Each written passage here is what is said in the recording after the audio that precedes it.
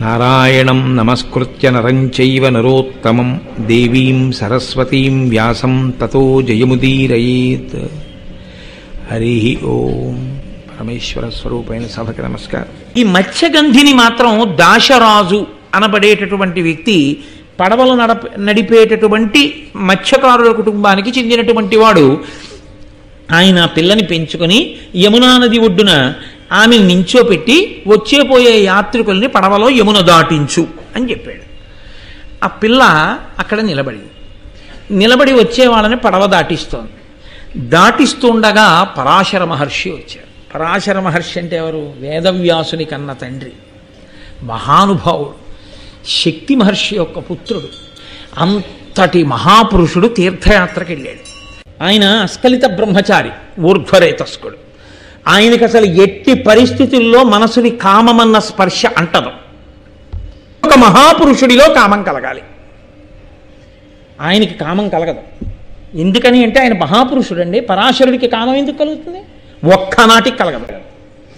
సత్యవతిని చూడగానే ఆయన మనసులో కామ ప్రచోదనం కలిగితే తప్ప వ్యాసుడు రాడు. వ్యాసుడు వస్తే తప్ప మీకు నాకు భారతం లేదు, వేద విభాగం లేదు, అష్టాదశ పురాణములు లేవు. ఇప్పుడంతటి మహాపురుషుడి మనసు కదపగలిగినదెవరు? ఎవరు చట్టం చెయ్యగలరో, ఎవరు రద్దు చేయగలరో వారే చెయ్యాలి. కాబట్టి ఇప్పుడు పరదేవత ఏం చేయాలి? అంతటి మహాత్ముడి మనసు కామ ప్రచోదనం పొందేటట్టు చెయ్యాలి. కాబట్టి ఎవరు చేసిందని గుర్తు? పరాశక్తి చేస్తోంది ఈ కదలికలన్నీ. ఆయన మనసు సత్యవతి యందు లగ్నమైతే సద్యగర్భమునందు వేదవ్యాసుడు పుడతాడు. ఆ వేదవ్యాసుడు పుడితే తప్ప మనకెవ్వరికీ లోకంలో జ్యోతి వెలగదు. మనం అందరం బాగుపడాలని వ్యాసుడు పుట్టేటట్టు పరాశర మహర్షి యొక్క మనసులో కామము పరిపూర్ణంగా కలిగితే తప్ప, సంతోషంగా ఆయన సత్యవతితో కలిస్తే తప్ప అంతటి మహాత్ముడు జన్మించడు. అందుకని ఆయనలో కామ ప్రచోదనం ఎంతవరకు అవసరమో అంతవరకే చేసింది పరాశక్తి. ఒక్క వ్యాసజననం వరకే. ఇంకా తర్వాత పరాశరుడికి ఎప్పుడూ కామం లేదు.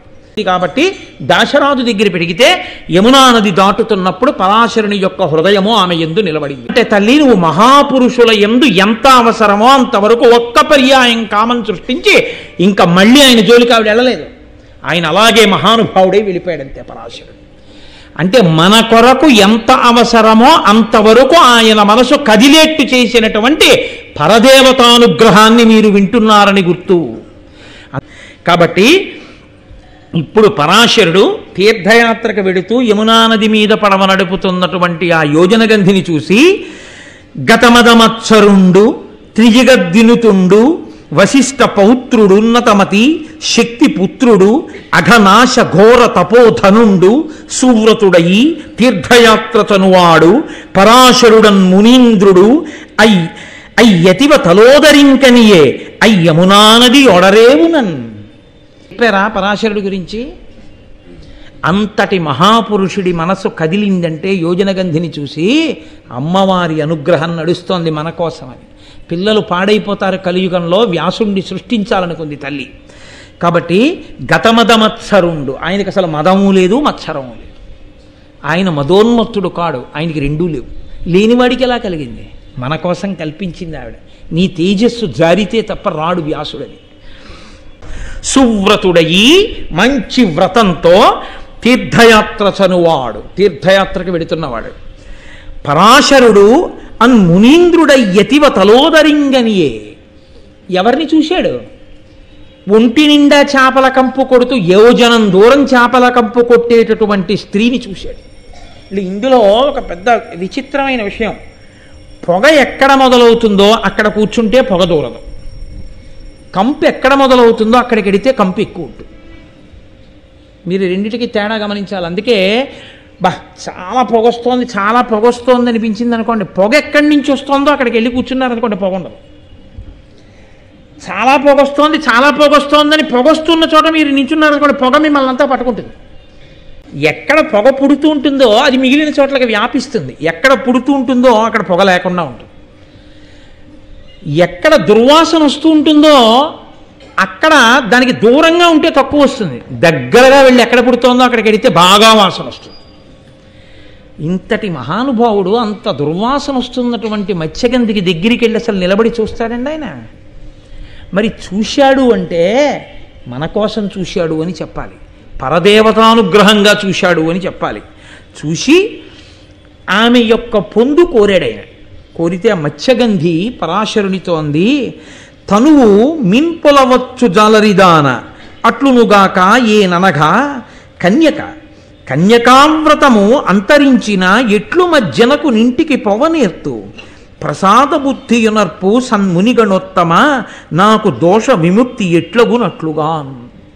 నేను కన్యని, నా కన్యాత్వం పోతే నా తండ్రి నన్ను గడపలో అడుగు పెట్టనిస్తాడా? అటువంటి తప్పుడు పని చేసి ఇంటికి వస్తావా అంటాడు.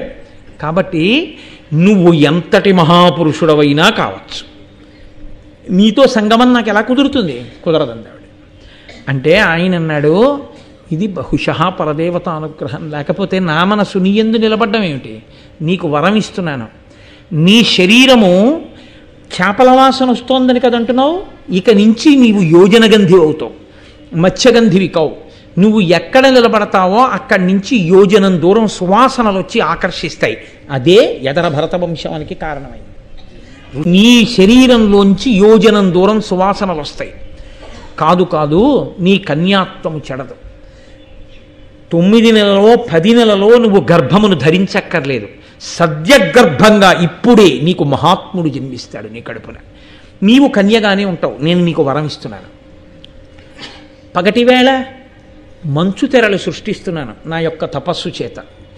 పరాశర మహర్షి యొక్క సంగమ ఫలితంగా పరమేష్టికల్పుడగు అపరాశరు సమాగమమున పరమగుణైకాభరణకు అనవద్య మనోహర మూర్తికి సత్యవతికి అమ్ముని శక్తిన్ సద్యోగర్భంబున హైమద్యుతి తేజుండు వేదమయుడు అఖిల మునీంద్రాజ్యుడు వేదవ్యాసుండు ఉజ్జ జ్ఞానంబుతోడ ఉదితుండయ్యన్ ఆ యమునా ద్వీపమున అమేయుడు కృష్ణుడయి లీలమెయి కృష్ణ ద్వైపాయునుడనబరగి వచశ్రీయుతుడు తపంబునందు చిత్తము నిలిపెన్. దేవాలయాలన్నిటిలో నీరాజనాలు ఎక్కాలి, వ్యాసజననం జరిగితే. అంతటి మహానుభావుడు పుట్టాడు ఇవాళ. నేను యథార్థం చెప్తున్నా, ఇవాళ కథ ఎవరు విన్నారో వాళ్ళందరూ ధన్యులు, వాళ్ళు దేవతానుగ్రహాన్ని పొందుతారు. కాబట్టి ఆ పరమేష్టి సమానుడైనటువంటి బ్రహ్మ సమానుడైనటువంటి పరాశర మహర్షి యొక్క అనుగ్రహం చేత సద్యోగర్భంలో అద్యుతి తేజుండు, సాక్షాత్తు సూర్యునితో సమానమైనటువంటి తేజస్సు కలవాడు, పుట్టుకతోనే 4 వేదములను నేర్చుకుని పుట్టినటువంటి వాడు. అసలు పుడుతూనే ఆయన వేదమయుడు, ఆయనకి వేదాలన్నీ వచ్చు. వ్యాసో నారాయణ స్వయం, సాక్షాత్తు నారాయణుడు పుట్టాడు.